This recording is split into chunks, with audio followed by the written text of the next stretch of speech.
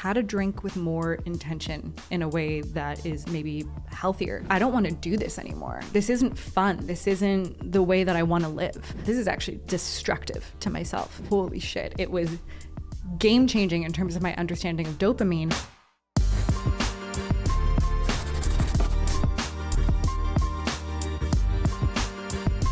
Hi guys, welcome back to this week's Quickie, our super fast take on all the adulting things that matter to you. A lot of us are partaking in dry January right now, and my relationship with alcohol has changed a ton over the last year. So I thought this would be the perfect time to check in on our drinking journeys and talk about how to drink with more intention in a way that is maybe healthier for ourselves, for our relationships, just a healthier relationship with alcohol. Whether you're sober curious or you love drinking, but you want to be a bit more intentional, or you're thinking maybe it's time to quit booze altogether, I hope this episode helps you feel empowered and less alone as you figure it out. So I haven't cut out alcohol entirely by any means, because I honestly do love a beautiful cocktail and a nice glass of wine with a really special dinner. And I find if I deprive myself entirely of something, I can get very focused on it, thinking about it all the time, a little bit obsessive. So the absoluteness of going completely alcohol free doesn't align with me. But in 2024, I would say I cut my drinking down by 80 to 90% of what it was before, which was huge for me. It changed my life for the better. I honestly used to get blackout drunk probably once a week, and I would drink at least 3 times a week. And when I say blackout, I mean it was normal for me once a week to drink so much that I didn't really remember the night before. My nickname in university was Blackout Burner, and that ain't cute. That is not my vibe. That is not what I want my future nickname to be. And it was not coming from a place of love or a healthy relationship with myself or with alcohol. And now, as of January 2024, I have been drunk once since November 2023. And that is huge for me. I have definitely enjoyed some cocktails. I've had fun nights out and had a few drinks, but my goal has been to stop getting drunk entirely. And I had one fuck up where I drank too much, and it was definitely fueled by not really knowing people around me and just kind of succumbing to anxiety and needing a quick fix, or so I thought. So I drank too much, and it was a great reminder of why I don't want to do that anymore, because the next few days were terrible for me in terms of my mental health. So we've already touched on mental health, but what drove that change? Why did I stop drinking so much? For me, it wasn't necessarily the frequency that was an issue. It's not like I drank every single day. I also live alone, so it's easy for me to not drink most days because I was very much a social drinker. But it was how drunk I got every time that I went out and every time that I was drinking. I just couldn't figure out my limit. I would always drink past the point of it being normal or productive or healthy. And every time I drank, I would just get terrible hangovers. I would be just absolutely wasted. And all of my regrets, really my only life regrets, are generally tied to nights of drinking. I don't regret any choices I make in my life in terms of relationships, career, anything like that. The few regrets that I have are all tied to drinking too much. And the anxiety, the hangxiety that I would get, oh my God, it would be crippling. It would be, I've lost so many days of my life to hangovers in bed after big nights of drinking. Let's say that happened once a week. That's 52 days a year that I would lose to a horrible hangover where I was unproductive, staying in bed trying to avoid my own anxiety, replaying the entire night trying to figure it out in my mind, probably eating like shit, not moving, not doing anything that was good for me. So the hangovers and the anxiety and just that regret of blacking out, something had to change because it went on for way too long. And it was so destructive for me. There was also, physical repercussions of it outside of the hangovers, just constant exhaustion. When you're drinking a lot and you're drinking too much frequently, you never really catch up on that sleep that you lose. First of all, you're probably coming home at 2 or 3 a.m. if you're going out hard. And then the quality of your sleep after even a few drinks is completely different. You're not hitting REM sleep in the same way. So you're tired for a myriad of reasons when you're drinking. There's a lack of energy that comes after drinking, which would cause me to then not do any of the things that energize me, like waking up and working out, going for a walk outside, getting the sunlight directly in your retinas, as per Huberman. I wasn't doing any of the things that I needed to keep myself energized and healthy. So the cycle of lack of sleep, exhaustion, and just like dopamine dysregulation. And I've listened to a lot of podcasts recently on dopamine, especially a recent one on Diary of a CEO. Holy shit. It was game changing in terms of my understanding of dopamine and how alcohol is like this synthetic hit of dopamine that completely dysregulates you, because you're getting all of these fake hits of dopamine that like skew the scale of pleasure so much that it then rebalances itself by like plunging you into the pain side of dopamine, like the pain receptors. So that's where you get the hangovers, the come downs, the anxiety. So it's just this endless cycle of dopamine dysregulation and anxiety that I was really falling into. And I even noticed in general, like my dopamine seeking habits were at an all-time high when I was trying to just like chase that feeling again. So even if I wasn't drinking, now I would be like endlessly scrolling or just like binging Netflix and unable to stop these habits that weren't productive or healthy for me, because I was just trying to like offset that low and that come down. And then there's the money of it. I mean, oh my God, when you go out for a nice dinner and you get a bunch of drinks, you're looking at like the meal itself may have been $80, $70. And then you're looking at like $200 worth of drinks if you're at a nice place. And all of the Ubers I would take everywhere because we don't drink and drive. And the amount of drinks you'd be ordering at the bar, and then you get drunk, and then next round's on me, and now all of a sudden you're buying 10 people drinks. Like I just wasted so much time and money and productivity. I have a lot of regret about that. But I can't live looking backwards. I can only live looking forwards. And to be fair, it was a very normal thing at that time. Like in your 20s, especially depending on where you live in the world, if you're in most places in North America, lots of places in Europe, Australia, it is so normal at that time to be drinking a lot.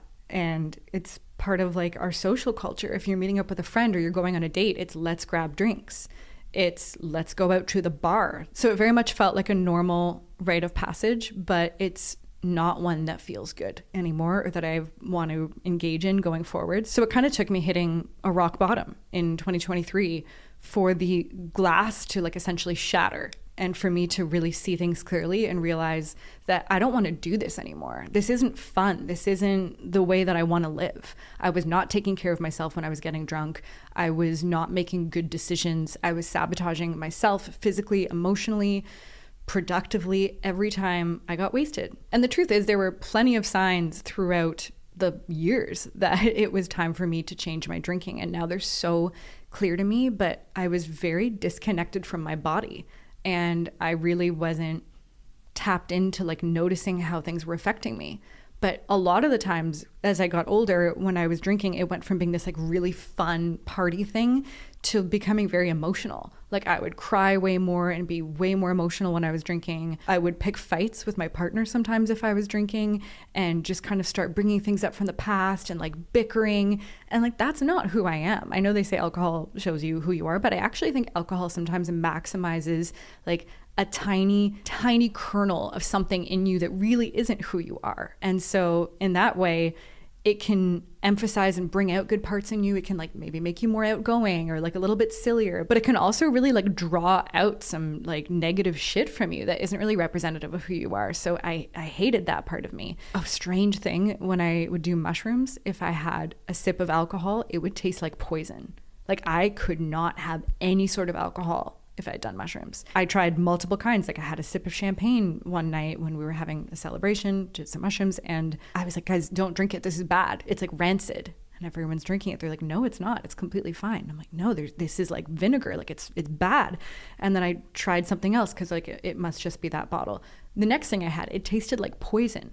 So in that state, like when I was really embodied and tapped into myself, there was something telling me like, this is poison for you. You need to stop. I got rashes often when I would drink by the end of it, which, you know, I don't want to walk through life with rashes all over me. So that was a clear sign like this is not sitting well in your body.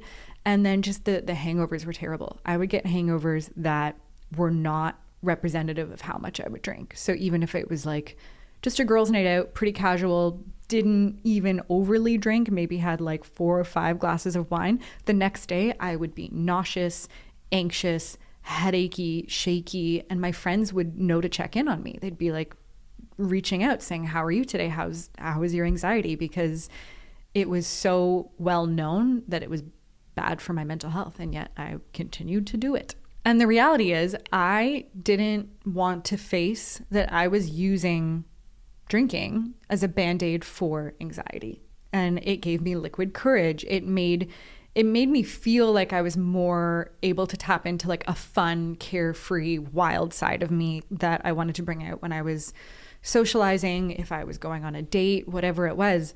Drinking felt like the quick key to like becoming that version of myself. But really what it was doing and what I was trying to do underneath it all was like mute the anxiety that I often feel socially, especially in new places, especially if it's in like a stressful or high pressure situation. So yeah, it did take hitting that rock bottom to realize that I never want to be drunk again, ever. And I can handle all of the reasons why I'm drinking so much better by not drinking. And to be fair, it became a lot easier to stop drinking at this point in my life, like once you kind of hit 30, because a number of my friends started to have babies or go on fertility journeys. So they were cutting down on drinking. I started spending more time in California, and like the Cali sober life, that is real. Most people don't drink, in at least the groups that I'm in California. And certainly no one is like binge drinking. So the environment that you're in can really shape and normalize these drinking patterns and habits. And so if you feel really stuck in and surrounded by groups where it's like you would be the only one not drinking, maybe people are putting a lot of pressure on you, you don't know how to relate to anyone around you if you're not drinking, change your environment. Because the minute that expectation and norm of drinking changed for me, it became so easy for me to be like, oh yeah, I don't want to do this either. Why are we doing this? So I want to share some of the game changers and like mindset shifts that really helped me consistently stay true to intentional drinking and like stick to this path that I've set out on and limit myself to maybe like 2 drinks when I do go out, or just opting not to drink at all more often than not. And I really hope these little shifts can help you if this is something that you're working on right now. The first kind of foundational element is remember your why.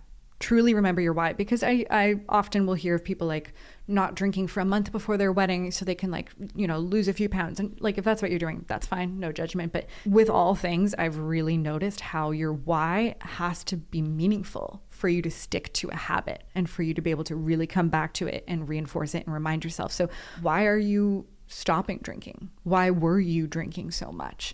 And when I need to remember my why, I just ask myself, do I even like who I am when I'm drinking? And I kind of don't. So there's my why. I want to like myself. And then the next layer of that is, when I do go to have a drink, am I loving myself by doing this? And you can apply this to anything in your life, whether it's like going back to relationships with people who are toxic, or, you know, the way that you're working or eating or any aspect of your life. Ask yourself, am I loving myself by doing this? And the minute I started applying that, I was like, oh my God, I'm not. The way that I'm drinking, I am not loving myself. This is actually destructive to myself. So I ask myself that often. And sometimes it's a yes. Sometimes I've not drinking in weeks and I've been on a really healthy path and I really want to have a nice glass of champagne, and it feels celebratory. It doesn't feel like I'm running away or escaping anything. It just feels like I would like to treat myself right now and this feels good. And then it's a fuck yes, and I'm going to have it. But often in situations where I feel like I really want to have a drink, when I ask myself, am I loving myself by doing this? The answer is no.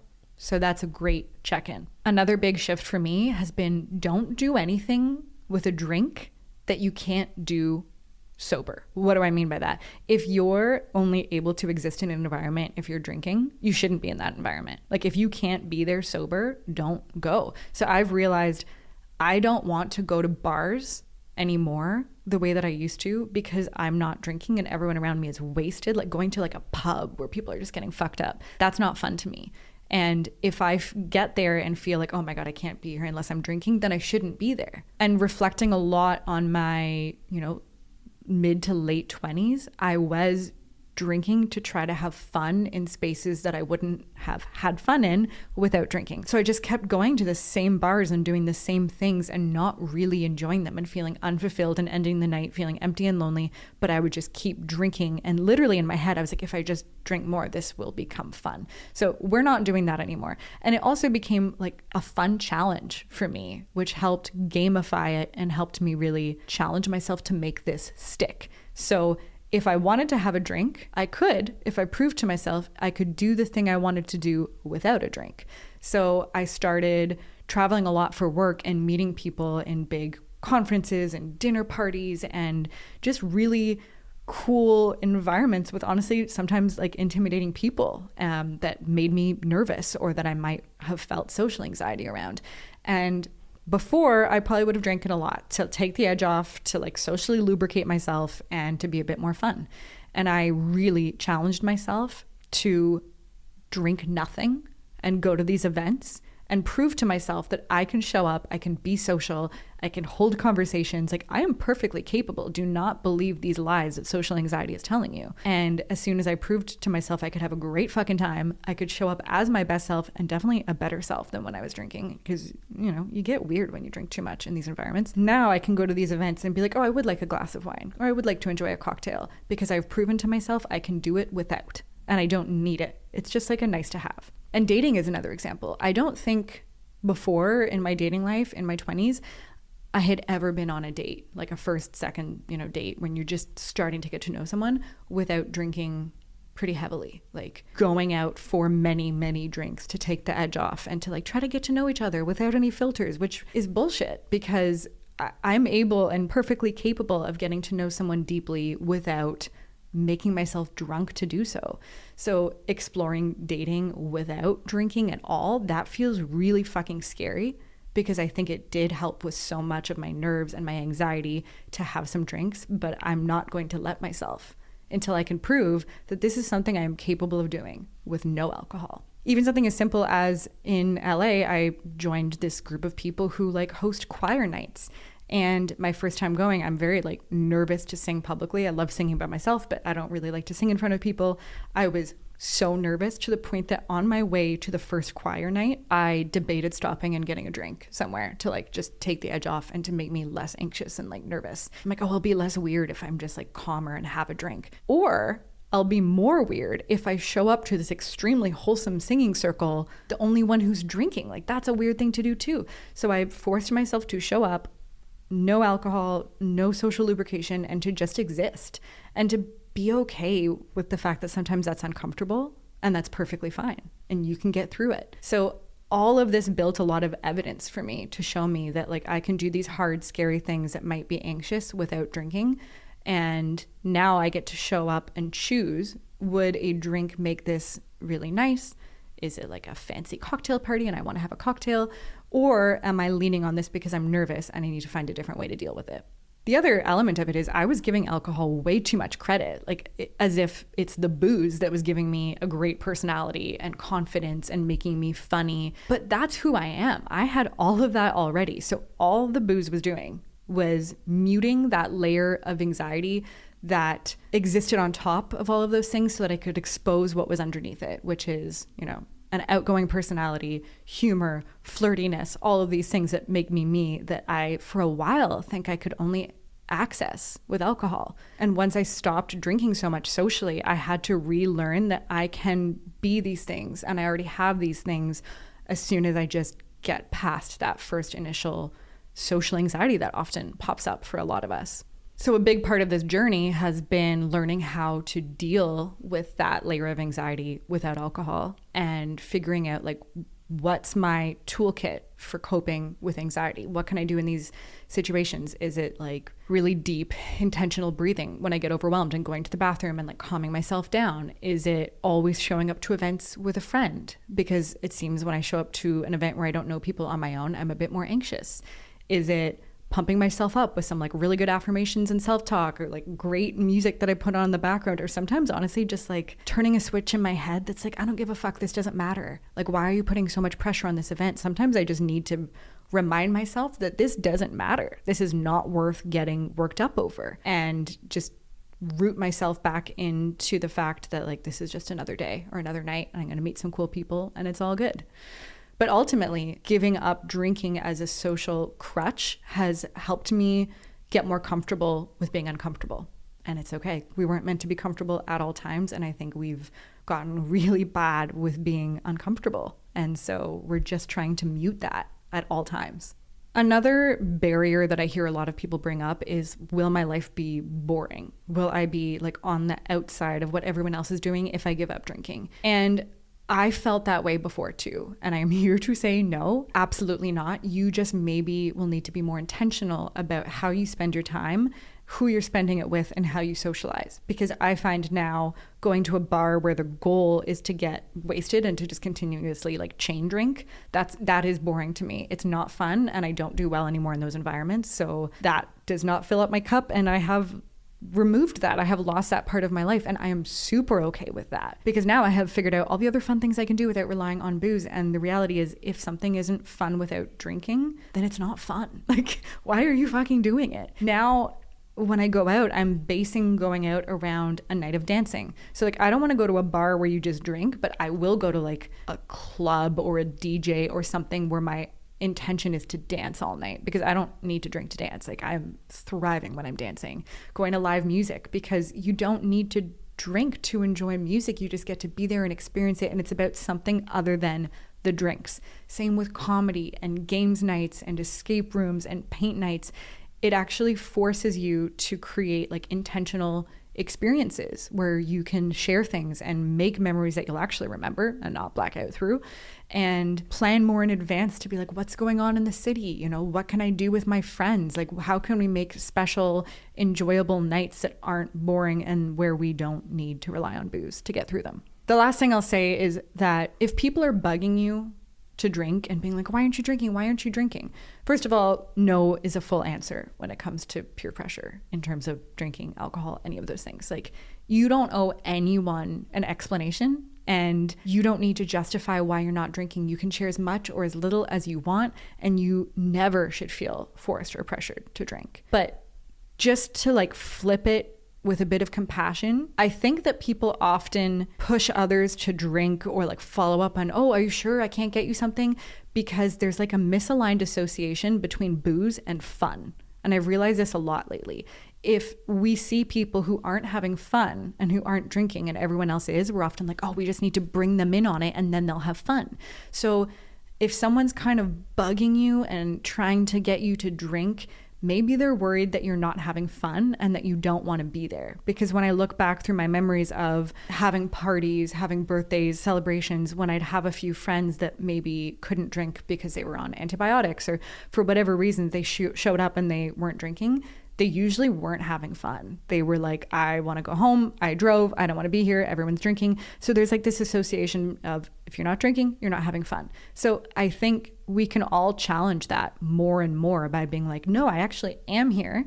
I'm in an environment I'm choosing to be in where I know I can have fun without booze, and I am having fun and I don't need booze. And you can explain that to people. But also, I think that when you are enjoying yourself without alcohol, people don't notice that you're not drinking, and they won't bring it up as much. They won't push it because it's not like this clear person who's like by themselves, not having fun, not enjoying themselves. So all of that to say, it really shouldn't matter if you're drinking or not.